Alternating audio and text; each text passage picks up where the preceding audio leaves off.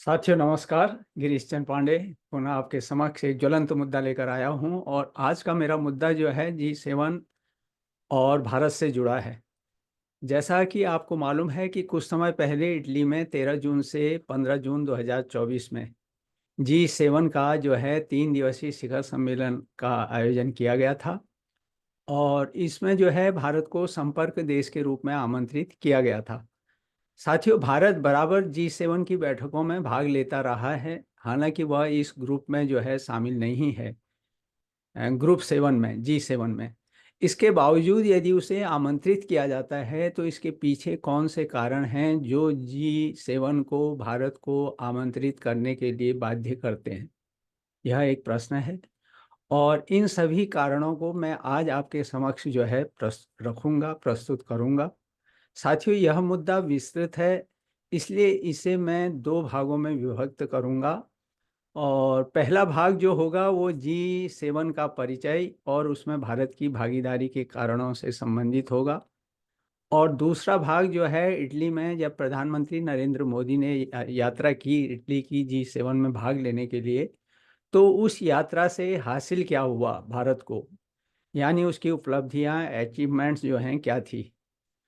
तो आज मैं पहले भाग पर चर्चा कर रहा हूँ, यानी G7 में भारत जो है, भारत को आमंत्रित करने के क्या कारण हैं और भारत की उसमें भागीदारी कितनी जो है महत्वपूर्ण है। लेकिन साथियों, इससे पहले कि मैं आगे बढ़ूं, आपसे अनुरोध है कि यदि आपने मेरे इस चैनल को सब्सक्राइब नहीं किया है तो कृपया कीजिएगा और शेयर भी कीजिएगा, क्योंकि महत्वपूर्ण जानकारी, समसामयिक जानकारी होती है, सूचनाप्रद जानकारी है। तो अब आता हूं मैं अपने मुख्य मुद्दे पर। जैसा मैंने ऊपर उल्लेख किया कि भारत जो है दुनिया के 7 सबसे समृद्ध देशों के संगठन G7 का सदस्य नहीं है, फिर भी बार बार उसे इस बेहद अहम कहने वाली G7 की बैठक में मेजबान देश के रूप में जो है, या कहें कि संपर्क देश के रूप में न्योता मिल रहा है, इनविटेशन मिल रहा है, तो यह निश्चित तौर पर अपने आप में उपलब्धि है। G7 शिखर सम्मेलन में भारत की नियमित भागीदारी यह भी दर्शाती है कि भारत शांति है, सुरक्षा है, विकास है और पर्यावरण संरक्षण सहित और भी वैश्विक मुद्दों को हल करने की कोशिश में लगातार प्रयास कर रहा है और G7 के सदस्यों से जो है अपने विचार भी बांटता है। साथियों, यहाँ पर दो महत्वपूर्ण प्रश्न आपके दिमाग में बराबर कौंधते रहते होंगे कि आखिर G7 को क्यों है भारत की ज़रूरत, और दूसरा जो है भारत क्यों दुनिया के सबसे अमीर इन 7 देशों के क्लब से आधिकारिक तौर पर अब भी बाहर है, यानी उसका सदस्य नहीं है, लेकिन उसके बावजूद भी उसको आमंत्रित किया जाता है। तो ये दो प्रश्न यहाँ पर महत्वपूर्ण हैं और इनका उत्तर भी मैं आपके समक्ष रखने का प्रयास कर रहा हूँ। और इस बार जो है इटली के खूबसूरत शहर आपुलिया में 13 से 15 जून 2023 तक G7 समिट चला, शिखर सम्मेलन का आयोजन हुआ। और G7 की इन बैठकों में हिस्सा लेने के लिए जो है प्रधानमंत्री नरेंद्र मोदी को आमंत्रित किया गया था और यह निमंत्रण उन्हें जो है इटली की प्रधानमंत्री जॉर्जिया मेलोनी ने दिया था। साथियों, इटली के प्रधानमंत्री के साथ मोदी की मुलाकात अगर हम देखें तो पिछले वर्ष 2023 में आबू धाबी में COP28 शिखर सम्मेलन के दौरान हुई थी, यानी जलवायु परिवर्तन का जो सम्मेलन हुआ था आबू धाबी में, वहाँ पर दोनों नेता मिले थे। इस प्रकार लगातार तीसरे कार्यकाल में जो है सत्ता संभालने के बाद प्रधानमंत्री मोदी की यह जो 2 दिवसीय पहली विदेश यात्रा हम इसको कहेंगे इटली की, उल्लेखनीय है कि इस शिखर सम्मेलन में भारत की यह जो है 11वीं भागीदारी और मोदी की जो है लगातार 5वीं भागीदारी है। यह भी एक महत्वपूर्ण बात जो है ध्यान देने योग्य है। साथियों, G7 के मेजबान देश को यह हक है कि वह ग्रुप के सदस्यों के अलावा, यानी G7 में जो देश हैं उनके अलावा कुछ और देशों को भी बुला सकता है। इसलिए इस बार इटली ने भारत के साथ साथ जो है दक्षिण अफ्रीका है, यूक्रेन है, ब्राज़ील है, अर्जेंटीना, तुर्की, यूएई, केन्या, मोरिटेनिया, अल्जीरिया, मिस्र और ट्यूनीशिया को भी अतिथि के रूप में जो है आमंत्रित किया। और साथ ही वर्ल्ड बैंक है, IMF है और UN के जो चीफ हैं उनको भी G7 में आमंत्रित किया गया। अब यहाँ पर पहले यह जान लेना आवश्यक है कि आखिर G7 है क्या, या ग्रुप ऑफ 7 जो है क्या। दुनिया के 7 सबसे समृद्ध लोकतांत्रिक देशों का यह समूह है, जिसमें अमेरिका है, यूनाइटेड किंगडम है, कनाडा है, फ्रांस है, जर्मनी और इटली और जापान, ये 7 देश जो हैं इसमें शामिल हैं। और इसके गठन पर अगर हम विचार करें तो G7 के समूह का गठन जो है 1975 में G6 के रूप में किया गया था। यानी उस समय ग्रुप 6 6 देश इसमें शामिल थे। और यहाँ पर आपको यह भी बता दें कि तेल संकट के जवाब में 1975 में ग्रुप ऑफ 7 की स्थापना जो है की गई थी। 1973 में तेल संकट के बाद जो है वैश्विक अर्थव्यवस्था में भारी अस्थिरता पैदा हो गई थी, और इस संकट का सामना करने और अंतर्राष्ट्रीय सहयोग को बढ़ावा देने के लिए 1975 में ग्रुप ऑफ 7 की स्थापना की गई। इसके बाद जो है 1976 में कनाडा को इसमें शामिल किया गया, जिसके बाद यह G6 से जो है G7 में बदल गया। इसके बाद 1998 में रूस को भी इसमें शामिल किया गया, जिससे यह अस्थायी रूप से G8 बन गया, G7 से G8 बन गया अस्थायी तौर पर। लेकिन बाद में क्या हुआ कि 2014 में विस्तारवादी नीतियों के हवाले से, या मतलब रूस की जो है कुछ अनबन होने की वजह से इससे रूस को जो है बाहर कर दिया गया, और फिर यह G7 के रूप में जाना जाने लगा। साथियों, आपको यह बता दें कि G7 की जो पहली बैठक थी 1975 में हुई थी, और इस दौरान जो है वैश्विक आर्थिक संकट के संभावित समाधानों के मामलों पर विचार किया गया था G7 के नेताओं ने। इस प्रकार पहली बैठक में अगर हम देखें, कई बातों को लेकर सातों देश जो है समान ग्राउंड पर आए, यानी उनकी विचारधाराएं आपस में मिली, और जिसका फायदा भी दिखा। और उससे क्या हुआ कि इसकी जो G7 की जो समिट थी, इनका जो शिखर सम्मेलन था, वह नियमित तौर पर होने लगा। प्रसंगवश यहाँ यह उल्लेख करना भी उचित होगा कि G7 जो है एक अनौपचारिक समूह है, और जिसके पास कोई स्थायी सचिवालय या मुख्यालय नहीं है। तो ऐसी स्थिति में जो G7 के देश क्या करते हैं, सदस्य देश जो है बारी बारी से अपने देश में मेजबानी करते हैं और बैठकों का नेतृत्व करते हैं। इसलिए वार्षिक तौर पर आयोजित होने वाले इस शिखर सम्मेलन के दौरान नेताओं द्वारा लिए गए निर्णय भी जो हैं गैर बाध्यकारी होते हैं, यानी जो निर्णय लिए गए हैं यह जरूरी नहीं है कि उस पर अमल ही हो। इस प्रकार 2014 में रूस की सदस्यता निलंबित होने करने के बाद से इस समूह में क्या हो गया कि मुख्यतः यूरोपीय और अमेरिका जैसे देश शामिल हो गए। लेकिन मौजूदा समय में अगर हम देखें, वैश्विक वास्तविकताओं में जो तेजी से परिवर्तन हो रहा है, और जिस वजह से क्या है, यह जो इलीट क्लब है, इसके समक्ष जो है नई चुनौतियां भी पेश हो रही हैं। और साथ ही क्या है, जी राष्ट्रों का वैश्विक सकल घरेलू उत्पाद, जिसको हम कहते हैं GDP, ग्रॉस डोमेस्टिक जो है प्रोडक्ट जो है, उसमें भी कुल योगदान में निरंतर गिरावट आ रही है। जहां 3 दशक पहले यह लगभग 70% था, 70%, जहां इसकी भागीदारी थी G7 की GDP में, वह अब घटकर लगभग 45% के आसपास रह गया है। इससे स्वाभाविक तौर पर उनकी जो है ये G7 की वैश्विक अर्थव्यवस्था और राजनीति में पकड़ जो है ढीली पड़ गई है।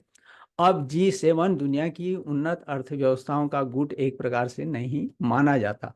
साथियों, ऐसी स्थिति में सदस्य न होने पर भी भारत को यदि आमंत्रित किया जा रहा है, तो उसके मूल में हमें दो मुख्य कारण जो हैं जिम्मेदार हैं। और पहला इसमें है कि 10 साल पहले भारतीय अर्थव्यवस्था जो है विश्व में जहां 11वें स्थान पर थी, वह 2023 में $3.73 ट्रिलियन के आकार के साथ जो है विश्व में अभी 5वें स्थान पर आ गई है। यह जो हमारी अर्थव्यवस्था है, इसका जो आकार है उसको अगर हम देखें, G7 के 3 देशों यानी कनाडा है, फ्रांस है और इटली की संयुक्त जीडीपी से जो है, संयुक्त जीडीपी इन देशों की अगर हम देखें, तो इससे भी जो है हमारा अभी जो हमारी अर्थव्यवस्था का आकार है, वह उससे इन तीनों देशों से बड़ा है। अर्थव्यवस्था के जानकार उम्मीद जता रहे हैं कि 2026 में भारतीय अर्थव्यवस्था जो है जर्मन की अर्थव्यवस्था से आगे निकलकर वैश्विक स्तर पर चौथे स्थान पर होगी और 2027 में दुनिया की जो है तीसरी सबसे बड़ी अर्थव्यवस्था होगी। यानी अमेरिका और चीन के बाद जो है भारत का स्थान होगा विश्व में अर्थव्यवस्था के मामले में। यही नहीं, पश्चिम में जहां इकोनॉमिक ग्रोथ की संभावना एक प्रकार से ठहर सी गई है, वहीं भारत में यह लगातार जो है यहाँ की अर्थव्यवस्था ऊपर जा रही है और यही वजह है कि G7 के देश जो हैं भारत को अपने से जुड़े रखना चाहते हैं। साथियों, दूसरा अगर हम कारण देखें तो हिंद प्रशांत क्षेत्र में सामरिक दृष्टि से भी जो भारत की भूमिका है वह महत्वपूर्ण है। भारत का लोकतांत्रिक होना भी पश्चिम को एक प्रकार से सूट करता है, यानी लोकतांत्रिक देश होने के कारण इस पर भरोसा किया पश्चिम देश जो है इस पर भरोसा करते हैं। भारत को मिलते लगातार आमंत्रणों को देखते हुए, यानी जो इनविटेशंस बराबर भारत को मिल रहे हैं उसको देखते हुए अमेरिकी थिंक टैंक हडसन इंस्टीट्यूट ने कहा था कि बीते कुछ सालों में ये देश जो है G7 का स्थायी गेस्ट बन चुका होगा। तो यह उनकी एक प्रकार से भविष्यवाणी है। साथियों, प्रसंगवश यहाँ उल्लेख करना भी उचित होगा कि G7 की भांति ही फिलहाल यूनाइटेड नेशन सिक्योरिटी काउंसिल यानी संयुक्त राष्ट्र सुरक्षा परिषद जैसे शक्तिशाली संगठन की भी ताकत उतनी नहीं रही। इसलिए भारत बराबर उसके पुनर्गठन पर भी जोर देते हुए संयुक्त राष्ट्र सुरक्षा परिषद में स्थायी सदस्यता के लिए बराबर आग्रह करता रहा है, ताकि इसे बदलती भू राजनीतिक स्थिति के अनुरूप बनाया जा सके और वैश्विक समस्याओं के समाधान में वहां पर भारत की भूमिका जो है प्रमुख हो। साथियों, अब हम आते हैं इस प्रश्न पर कि क्यों भारत जी गुट से बाहर है। पहला कारण तो यही है कि कोल्ड वॉर यानी शीत युद्ध के दौरान भारत जो है गुटनिरपेक्ष आंदोलन का सदस्य था, जो सुपर पावर्स की आपसी लड़ाई से दूर रहने की बात करता था और यही कारण जो हैं अब भी मौजूद हैं। इस गुट से जुड़ने का मतलब होगा, भारत यदि इस गुट से जुड़ता है तो इसका तात्पर्य यह होगा कि रूस या दूसरे ऐसे देशों से विचारधारा की जो है दूरी आ जाएगी और भारत यह नहीं चाहता।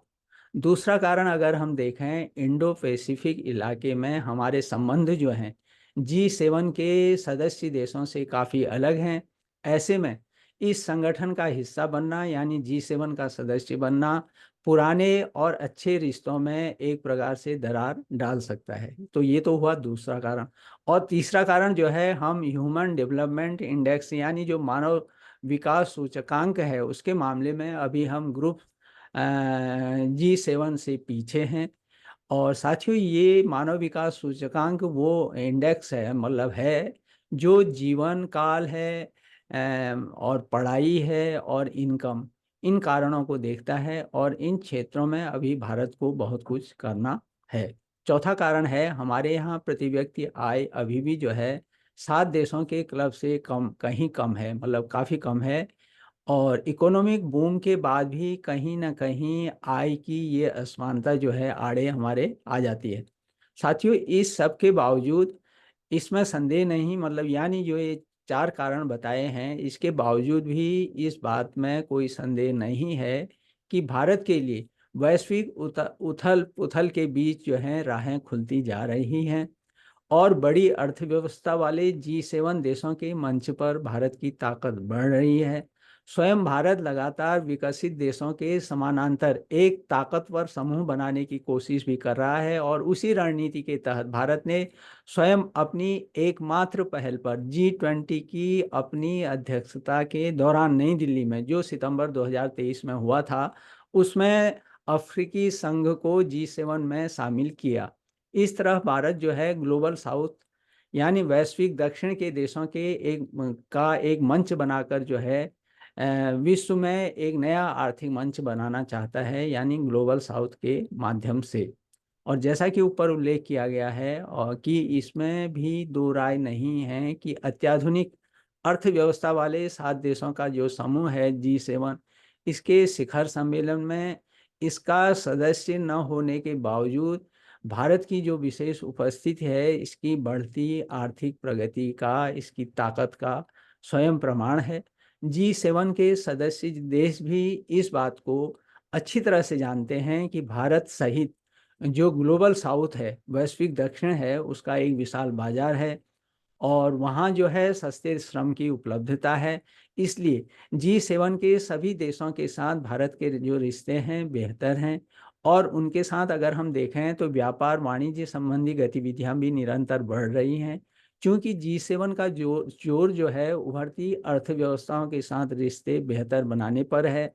इसलिए इसमें भारत आने वाले समय में एक मजबूत कड़ी जो है साबित होगा। साथियों, यहाँ पर यह भी ध्यान में लाना आवश्यक है कि भारत के सामने फिलहाल सबसे बड़ी कड़ी चुनौती जो है वह चीन की तरफ से है। चीन को लेकर G7 भी कोई अच्छी राय नहीं रखते हैं। एक विराट अर्थव्यवस्था वाले देश चीन को G7 का सदस्य नहीं बनाया गया, क्योंकि G7 के देश जो है चीन को वैश्विक सुरक्षा के लिए खतरा मानते आए हैं और G7 के देश जो है हिंद प्रशांत इलाके में चीन को एक विस्तारवादी देश करार देते हैं, जहां की भारत, जापान, ऑस्ट्रेलिया तथा अन्य देशों के क्षेत्रों पर चीन का आधिपत्य जो है स्थापित करना चाहता है। चीन जो है भारत है, जापान है, ऑस्ट्रेलिया तथा अन्य देशों के क्षेत्र पर अपना आधिपत्य स्थापित करना चाहता है और इसलिए चीन से निपटने में यहाँ पर क्वाड की स्थापना की गई। यहाँ पर रूस यूक्रेन संघर्ष में भी भारत की जो है मध्यस्थता को अहम माना जा रहा है, जबकि इन दिनों रूस की जो है चीन से निकटता बढ़ी है। साथियों, इस सम्मेलन में दक्षिण अमेरिका और अफ्रीका के साथ भारत प्रशांत क्षेत्र के 12 विकासशील देश के नेताओं को इसी खास मकसद से आमंत्रित किया गया था और माना जा रहा है कि G7 देश जो हैं चीन और रूस की बढ़ती आर्थिक ताकत को लेकर चिंतित हैं और इस मौके का फायदा उठाने में मोदी सफल होते नजर आ रहे हैं। इसलिए मौजूदा दौर में जब संयुक्त राष्ट्र सुरक्षा परिषद कमजोर होता जा रहा है और G7 देश जो है वैश्विक मामलों में निर्णायक साबित हो रहे हैं, वे भारत का साथ छोड़ना नहीं चाहते और उसे अपने साथ जोड़े रखना चाहते हैं। तो यही कारण है कि भारत जो है ग्रुप 7 का सदस्य न होने के बावजूद भी भारत की G7 में एक महत्वपूर्ण भूमिका है और आगे भी रहेगी। तो साथियों, ये मेरा आज का मुद्दा था जो मैंने आपके साथ शेयर किया, बांटा। अपनी टिप्पणी अवश्य दें, पसंद नापसंद जो भी आप देना चाहें, मैं हमेशा स्वागत करता हूँ। और जैसा मैं पहले से ही कहते आया हूँ कि मेरी बाज़ार में कुछ पुस्तकें उपलब्ध हैं। यदि आप उनका अध्ययन करना चाहें तो मैं डिस्क्रिप्शन के साथ उनका लिंक भी दे रहा हूँ और मुझे आशा है कि यदि आप उनका अध्ययन करेंगे तो निश्चित तौर पर लाभान्वित होंगे। तो इन्हीं शब्दों के साथ मिलता हूँ आपसे एक नए ज्वलंत मुद्दे पर अति शीघ्र। तब तक आप सुखी रहिए, स्वस्थ रहिए, प्रसन्नचित्त रहिए, लेकिन मेरे आने वाले ज्वलंत मुद्दे का अवश्य बेसब्री से इंतजार करते रहिए। तो पुनः एक बार नमस्कार।